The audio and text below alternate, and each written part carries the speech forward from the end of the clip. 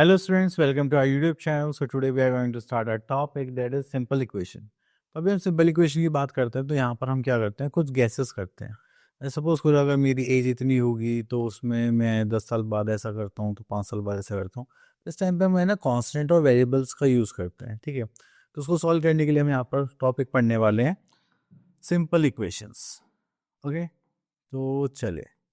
तो अगर हम इक्वेशन की बात करें तो यहाँ पर हमारे पास एक वेरिएबल होता है, एक कांस्टेंट होता है, इनको सॉल्व करके हम कितना हो जाएंगे, 10 पार्ट्स, ठीक है। तो किसी न किसी चीज़ के इक्वल होता है। देन उसके बाद हमारे पास एक मेथड आता है सब्स्टिट्यूशन मेथड, ठीक है, और ट्रांसपोजिंग मेथड, 2-3 मेथड होते हैं। तो चलिए देखते हैं क्या है। तो यहाँ पर कुछ है क्या? नहीं। तो देखिए यहाँ पर हमारे पास है ये जो लेफ्ट हैंड साइड है और राइट हैंड साइड है, हम उसमें सेम चीज़ यहाँ पर करेंगे। अब देखिए जैसे यहाँ पर है 2x+4, ठीक है, और यहाँ पर 10 है, तो हम माइनस करेंगे दोनों साइड, डिवाइड करेंगे दोनों साइड इक्वेशन में, जिससे कि वो क्या रहे, इक्वलाइज रहे, ठीक है। तो चलिए हम यहाँ पर आगे देखते हैं।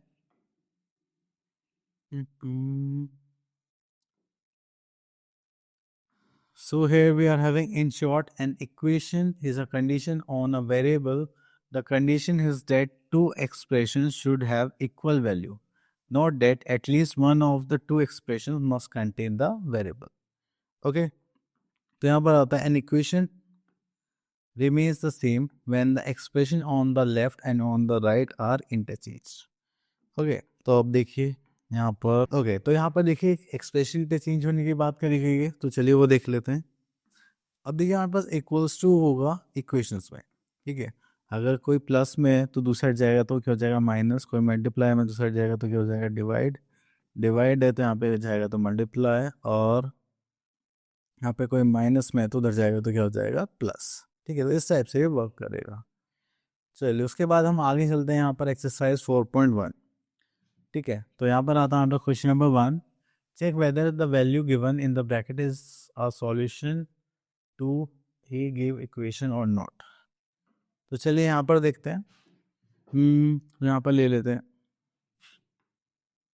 यहाँ पर ले लेते हैं क्वेश्चन नंबर 2, ठीक। Question number 1 second part. अब देखिए हमें यहाँ पर निकालना है एक्स की जो वैल्यू है वो कितनी आनी चाहिए, 4। तो चलिए, तो देखिए जो हमारे पास वेरिएबल्स है ना, हमें उसकी वैल्यू निकालनी। तो जो वेरिएबल से दूर होगा पहले उसको भेजेंगे, देन जो वेरिएबल के पास होगा फिर उसको भेजेंगे, ठीक है। तो ऐसे नहीं कि आप 8 को डायरेक्ट भेज दें, तो हम ऐसे ही यहाँ पर सॉल्व करेंगे। अब देखिए 4 है, ये प्लस में हो जाएगा तो क्या हो जाएगा, माइनस। यहाँ पर आ जाएगा 8x इक्वल्स में प्लस हो जाएगा तो क्या हो जाएगा, माइनस। तो यहाँ पर आया, ठीक है, तो हो जाएगा 8x equals to 28 minus 4, this is 24। Clear. चलिए उसके बाद यहाँ पर आते हैं हम लोग, x इक्वल्स टू 24/8। ऐसे करेंगे तो 8 3 ज़ा 24, तो x इक्वल्स टू कितना हो जाएगा हमारे पास, ये मल्टीप्लाई में था गया तो डिवाइड, तो x इक्वल्स टू आ गया 3। तो हमारा जो सॉल्यूशन की वैल्यू है दैट इज 3, यहाँ पे क्या गिवन है 4। तो ये क्या इसका सॉल्यूशन है, आप बोलोगे नो सर। ठीक है। देन उसके बाद आता है हमारे पास question number 2, write the equation for the following statements. Okay, तो आपको ओके, तो जितने भी क्वेश्चंस आपको इसी टाइप से सॉल्व करने हैं, तो चलिए हम चलते हैं क्वेश्चन नंबर 2 पर। So here we are having right equation of the following statement. अब देखिए यहाँ से ले लेते हैं हम fifth part, that is 1/5 of a number. वो नंबर हम क्या मान लेते हैं, x मान लेते हैं। तो 1/5 of a number is 1/5 of x, ठीक है। नंबर y, सॉरी यहाँ पर y गिवन था, तो ये हो जाएगा 1/5 of y -6। So we are having -6 gives means equals to, and here we are having 3। तो आपको बस इसी टाइप से इनको सॉल्व करना है। Next is question number 3, right the following equation in statement form. तो यहाँ से ले लेते हम सेकेंड पार्ट।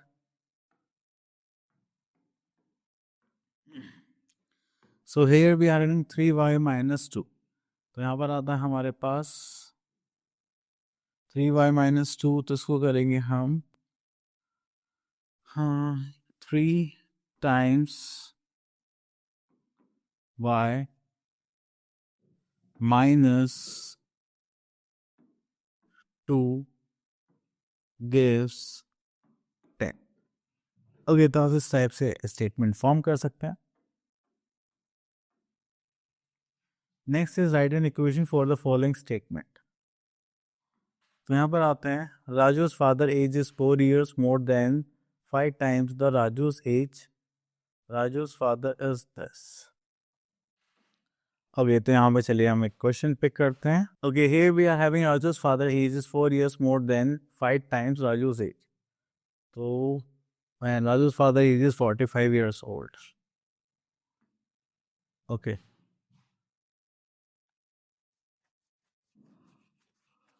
लेट, तो इसमें हम राजू की जो एज है वो एज्यूम कर लेते हैं. Let the Raju's age be x years.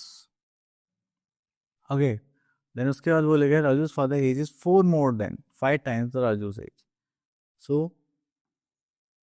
यहाँ पर गिवन है राजू's father age is, ठीक है, इसकी क्वेश्चन रख लेते हैं 4 years more than 5 times राजू's age. तो जब 5 टाइम्स ऑफ राजू की एज कितना है, राजू की एज हमने कितने माने थे, x. ठीक है, तो यहाँ पर हम बोल सकते हैं राजू के राजू's father's age is 54 is 4 plus 5x. Okay, so this is done. Next we are having solving an equation. Okay, चलिए तो okay, now here we are having exercise 4.2 and here we are question number 1. Write the first step that you will use to separate the variable and then solve the following equation. Okay.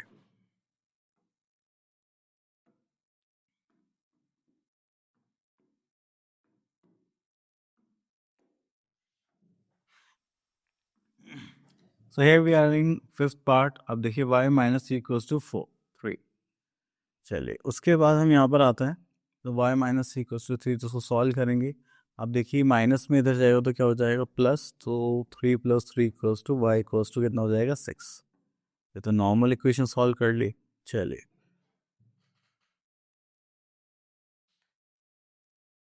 But यहाँ पे हमें क्या लिखना है, steps. Okay, तो first step हम यहाँ पे क्या लेंगे.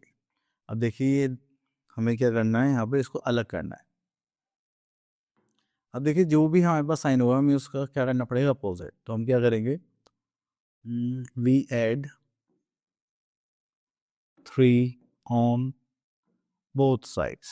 So this is our first step. ठीक है, तो यहाँ पर जाएगा y minus 3 plus 3 equals to 3 plus 3.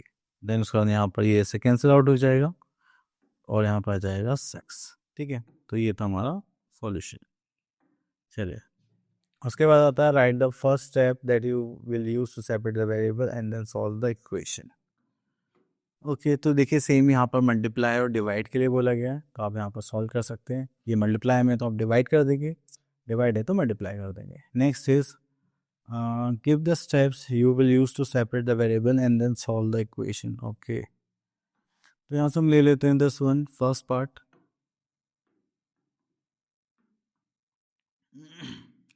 पहले हम यहाँ पे 5x + 7 + 17.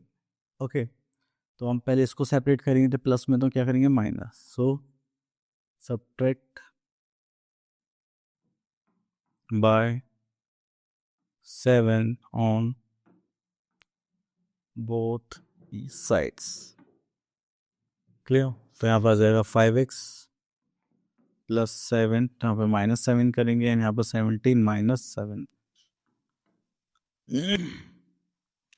तो हो जाएगा 5x, इससे कैंसिल आउट हो जाएगा, तो हो जाएगा हमारे पास 0, यहाँ पर आ जाएगा 10. ठीक है, अभी ये मल्टीप्लाई में, तो यहाँ पे क्या करेंगे हम इसको डिवाइड. सो हम यहाँ पे लिखेंगे divide by 5 on both sides. Clear. चलिए, इतना करने के बाद फिर यहाँ पर आता है आपके पास just like 5x divide by 5 equals to 10 divided by 5। इससे कैंसिल आउट हो जाएगा, दिस इज 2, इससे कैंसिल आउट हो जाएगा 1। सो x इक्वल्स टू यहाँ पर आ जाएगा 2। That is your answer. Clear.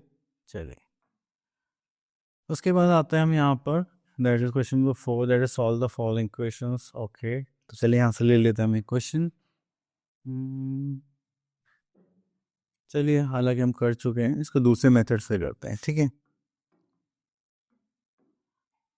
Okay, देखिए प्लस में कुछ दूसरा जाएगा तो क्या हो जाएगा, -12 जाएगा 3x। अभी ये यहाँ पर मल्टीप्लाई में होता जाएगा तो क्या हो जाएगा, डिवाइड। तो x इक्वल्स टू क्या हो जाएगा, -12/3।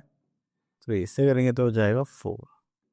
सो we are having x equals to -4।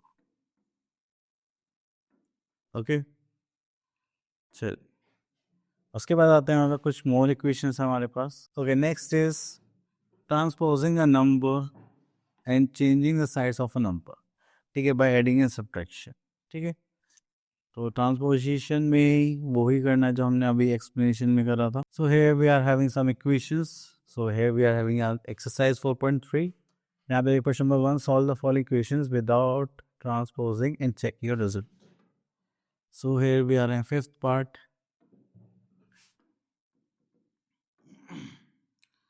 So here we are having 3x + 8 5x + 2। इसको सॉल्व करेंगे।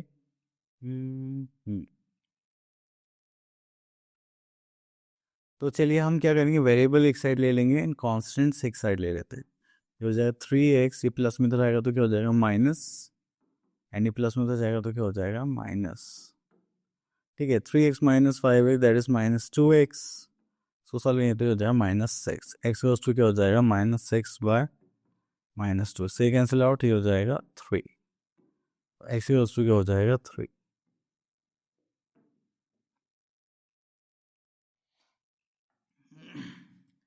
Next is question number 2, solve the following equations by transposing the term and check your result. तो यहाँ पर आते हैं हम लोग।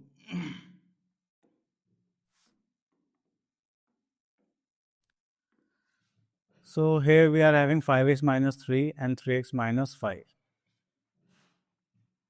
तो देखिए यहाँ पर आ जाएगा, इसको हम इधर ले आते हैं, इसको हम इधर ले जाते हैं, तो हो जाएगा 5x, ये 3x से इधर जाके क्या हो जाएगा -3x इक्वल्स टू, ये माइनस उधर जाएगा तो +3 - 5। This is 2x equals to -2, तो x इक्वल्स टू क्या हो जाएगा -1। क्लियर। चलिए, अब इतना करने के बाद फिर हम आगे चलते हैं। तो यहाँ पर हम एक क्वेश्चन ले लेते हैं।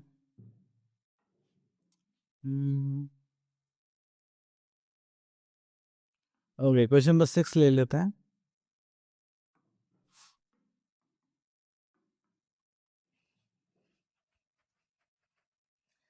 Question number 6 is sum of two numbers is 95. If one exceeds the other by 3, find the number.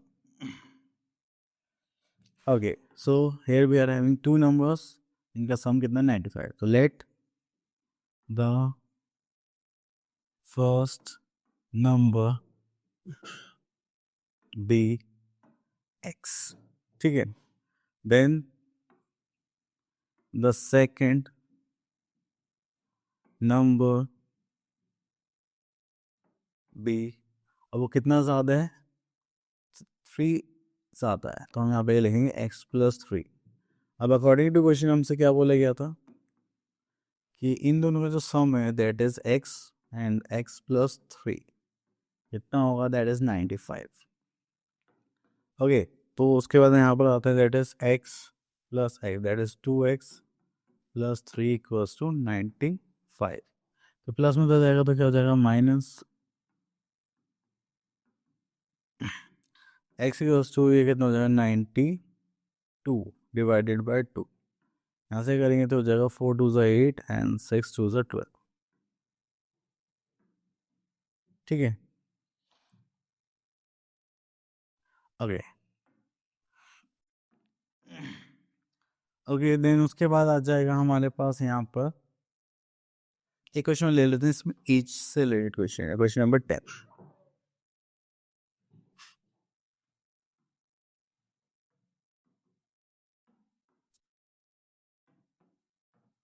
Okay, here we are having after 15 years, Hima's age will become 4 times that of her present age. Okay, find her present age. तो चलिए यहाँ पर आते हैं.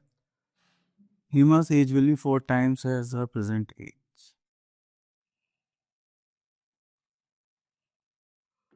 Okay, let assume that the present age of Hima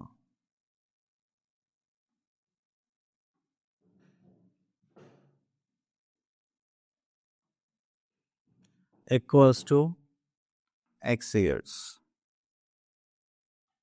ठीक है, after 15 years तो हीमा की जो एज है, मतलब उसमें अगर हम 15 ईयर्स ऐड कर दें, ठीक है, तो ये हमारा अकॉर्डिंग टू क्वेश्चन है.